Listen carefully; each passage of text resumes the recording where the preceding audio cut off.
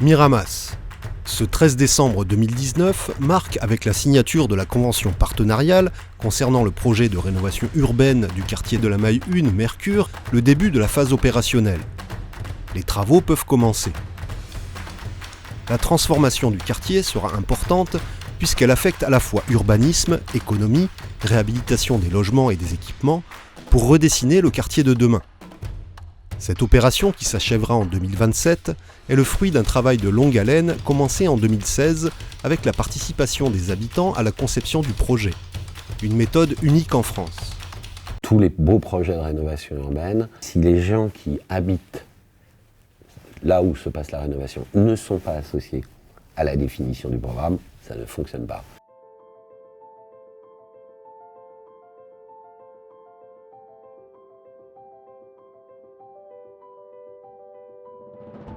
Le quartier de la Maille 1 Mercure a été construit au début des années 70, lors du deuxième essor démographique de la ville de Miramas, lié au développement de la zone sidérurgique de Fos-sur-Mer.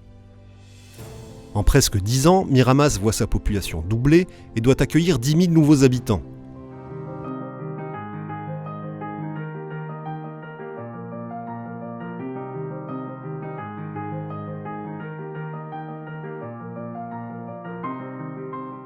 Les habitants de la Maille 1, les gens viennent à votre rencontre, viennent aux réunions, viennent participer. C'est-à-dire qu'il y a un climat qui s'est construit, on s'y sent bien.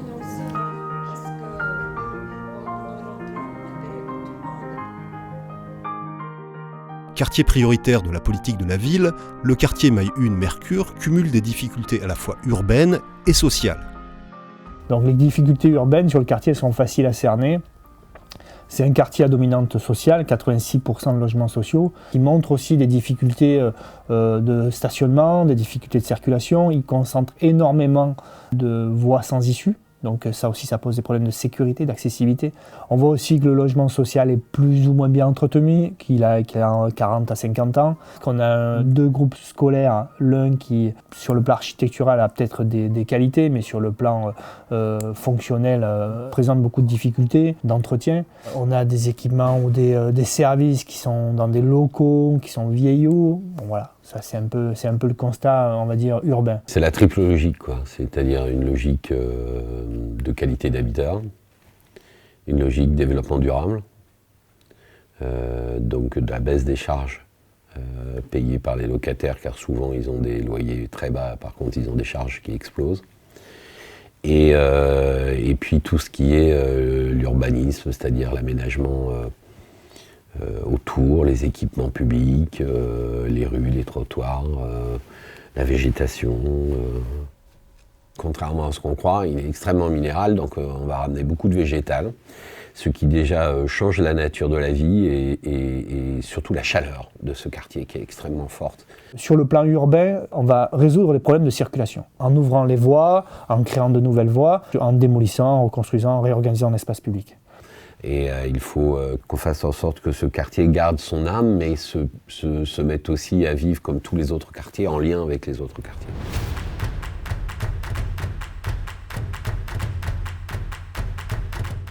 Le projet de renouvellement urbain de la Maille 1 rentre dans un plan global de rénovation des quartiers nord de Miramas, marqué par une voie piétonne reliant la Maille 3 au centre-ville. Il vient donc en continuité de la rénovation des quartiers Maille 3, initiée en 2000, et Maille 2. La phase protocole était dédiée à un certain nombre d'études. Des études de dynamique, des dynamiques économiques à l'échelle du quartier, une étude phytosanitaire en régie, de recensement ce qui est bien, ce qui n'est pas beau, des études techniques aussi sur les bâtis. Et après, on a ce qu'on a développé sur cette opération, vraiment un gros volet de co-construction du projet. Et c'était ce qu'on voulait, de participation des habitants à la conception du projet. Donc il y a un conseil citoyen sur Miramas par quartier prioritaire de la politique de la ville. Pour associer les habitants à l'élaboration et à la construction des projets urbains de Miramas, la municipalité a initié la mise en place de conseils citoyens dans les quartiers prioritaires de la politique de la ville. Tout le monde soit associé à cette réhabilitation et qu'on en fasse un projet de ville, c'est un projet de citoyen. D'autre part, elle a décidé de mettre un sociologue au poste d'urbaniste en chef du projet urbain, une première en France. C'est autour de cette table que se décidera les stratégies de rénovation de ce quartier. Ce qui nous plaît dans l'approche qui est demandée, c'est que ce soit les enjeux sociaux qui guident le projet urbain. Et donc de se dire comment est-ce qu'à travers un projet de renouvellement urbain, on va intégrer des sujets comme la réussite éducative, comme les mobilités, la question de l'accès à l'emploi, la question de la sécurité, la question de X sujets, et donc qui venait vraiment faire écho, nous, à notre posture, de se dire un projet de renouvellement urbain, ça doit être d'abord un projet qui améliore les conditions de vie. Et donc là, on avait vraiment l'impression qu'il y avait ici une assez bonne concordance. J'ai trouvé cette idée super, d'impliquer les habitants dans le programme de rénovation. C'est génial, parce qu'ils nous donnent notre avis, chose qu'on réclame souvent. On se plaint que les choses sont faites sans nous avoir demandé notre avis. Et là, le fait qu'on nous demande notre avis pour un programme aussi gros, parce que c'est un gros programme de rénovation, ça met en valeur les habitants, je trouve.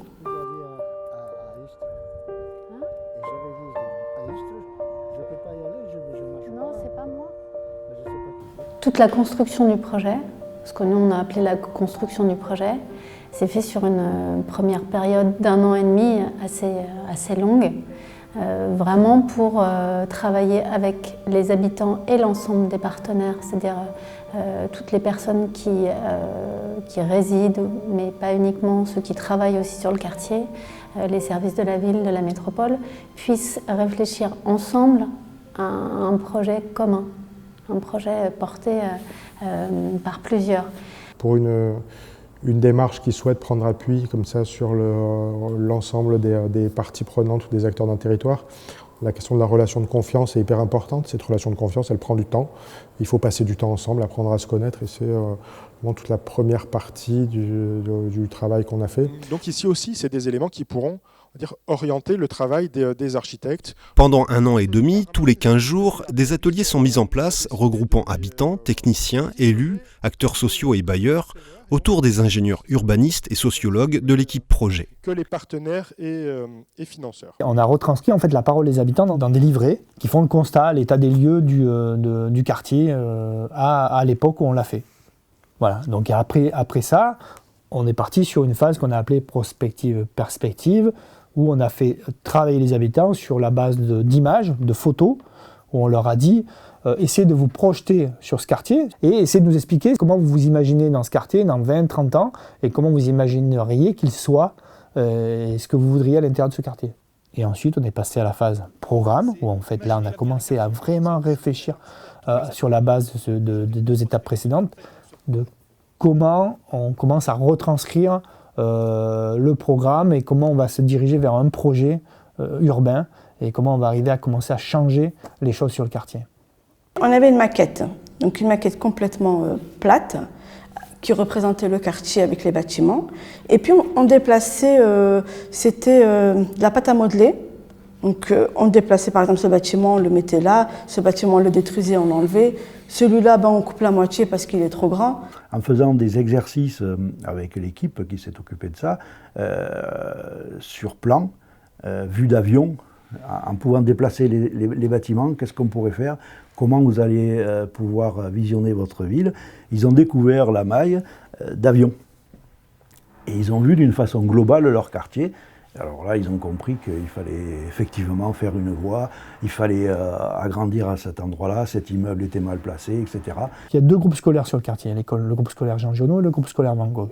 Sur le groupe scolaire Van Gogh, il y a eu un consensus assez rapide sur le fait que cette école, même si elle avait un volet architectural qui était intéressant, elle cumulait pas mal de problèmes. Par contre, le groupe scolaire Jean Giono, lui, il est central, il est en plein cœur de quartier. Je pense que nos architectes avaient envie, dans leur tête, pensaient que ce serait plus opportun pour l'urbanisme et pour l'aménagement du quartier de la démolir et de la reconstruire ailleurs. Parce que c'est vrai que ça nous aurait libéré en cœur de quartier beaucoup d'espace. En gros, une majorité des habitants se sont opposés à cette idée.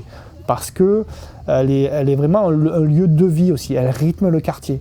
Donc voilà, il y a eu des réflexions qui ont fait que je pense que c'est les habitants qui ont gagné par rapport aux techniciens sur le besoin de conserver cette école ou pas sur ce quartier. Ça, pour moi, c'est quelque chose qui a fait que le projet il a été co-construit et que parfois c'était le point de vue des uns qui l'a emporté sur le point de vue des autres. Parce qu'il y avait plus d'arguments et que les arguments s'entendaient. Je vais pas vous cacher, j'avais beaucoup de doutes. Il y a eu beaucoup de bruit de couloir disant que le projet était déjà acté, que de toute façon c'était juste pour nous faire accepter le projet.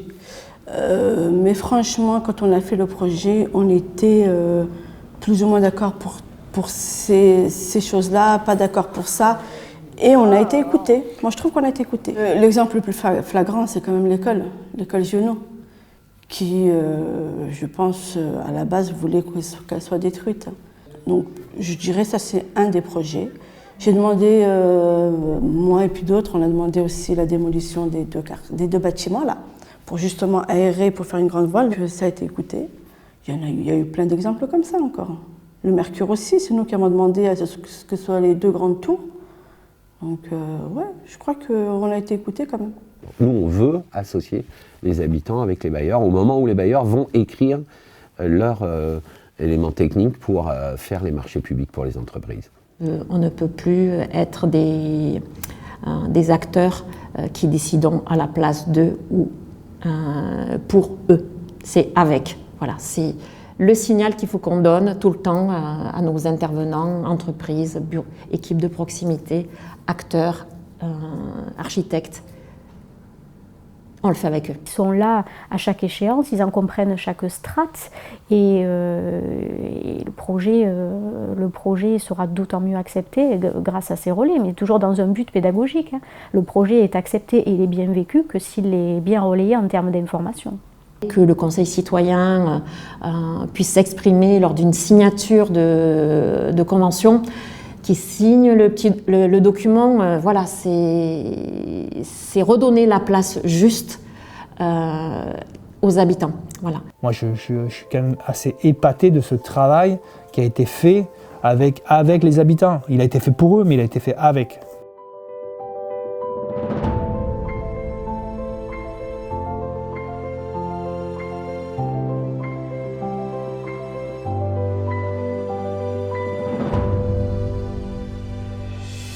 La maison du projet est effectivement pour parler du projet, mais c'est aussi un lieu qui est un lieu prétexte à parler de tous les sujets possibles par rapport à l'espace sur lequel on réfléchit et à l'espace sur lequel on va agir.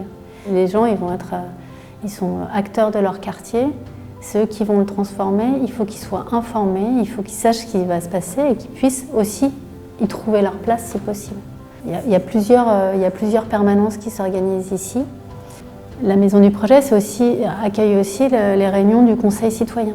En fait, une maison du projet, c'est vital dans un projet de renouvellement urbain. C'est une obligation dans le cadre des projets de renouvellement urbain. Il a vocation à rester déjà sur toute la durée du projet. C'est un lieu qui a été aménagé par le centre social avec des habitants. L'objectif, c'est que ce soit un lieu accueillant, où on écoute les personnes, on peut les réorienter si besoin. C'est un point d'ancrage. C'est un endroit où on est et on doit être accueilli. On va aussi sur le quartier pour se faire connaître les dispositifs et pour faire connaître le lieu.